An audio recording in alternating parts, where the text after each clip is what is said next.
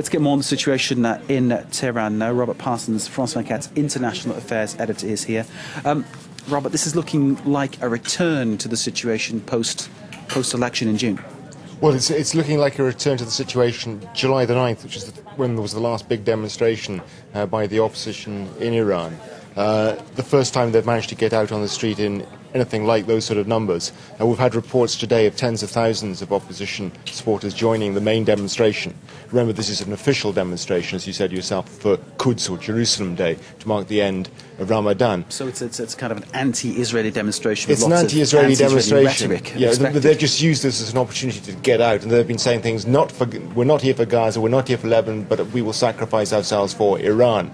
In other words, they're trying to hijack the official demonstration, and apparently with some success. So this is clearly a move by the opposition to bring their case back into the spotlight. Absolutely. So these people, although officially they're told to stay indoors, to stay quiet and not to do this, that's clearly not what they want to do. And they're doing it in various ways. I mean, some of them are getting out there and being outspoken and chanting, and others are simply wearing the colour green, which is the symbol of the opposition.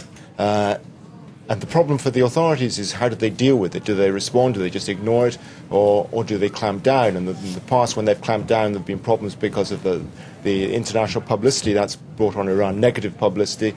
And also there's the problem of what you do with your own supporters. And we're seeing apparently today clashes between the opposition supporters and the pro-government supporters, which again brings more publicity, highlights the situation, puts a spotlight on Iran again, which is not what the authorities want. As you're talking to us, Robert, we see pictures from Iran. President Mahmoud Ahmadinejad, preparing to deliver the Friday prayers. Yeah. The pictures we're seeing here, very much what the government wants us to see. Yeah, I mean, apparently he started already giving his speech. What's interesting, too, is that after the speech, the prayers, or the sermon, should have been read normally, as has been over the last decades, in fact, by Akbar Rafsanjani, the former president, will be read this time not by him, but by a hardliner, Khatami, another Khatami, not the Mohammed Khatami, who's part of the opposition, but Ahmed Khatami, who's a hardliner. He's going to be reading the prayers, and that's a sign that Rafsanjani, who has supported the opposition, back in July he read a big sermon, very important one, in which he condemned the election and condemned the arrest of the protesters. A sign that the government is cracking down on supporters of the opposition again. We're seeing Mahmoud Ahmadinejad talking to the crowds there, the pictures coming in from the scene. And obviously this is very much expected that this should be taking place. In the sort of split screen we see there, which is being done by Iranian television, we're seeing crowds walking towards the prayer location, which I'm told is in the university at Tehran. And also below that, other pictures of people walking around with banners, with posters, complete absence of the colour green, which of course is the Mousavi camp's colour.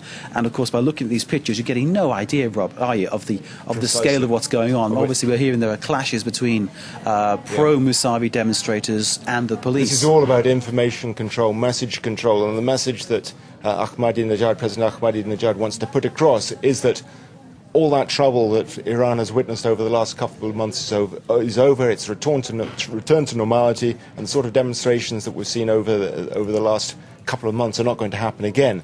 But the problem for the authorities in trying to control the information about what's going on is it's not so easy to do that now. There are all kinds of ways in which people get their information in Iran, some through cable television or satellite, others through Twitter and through the internet in general. And the information is pouring out. I was just looking myself on Twitter just a few moments ago. There's lots of information there about what's going on in this demonstration. Okay, Robert Parsons, our International Affairs Editor, thank you very much.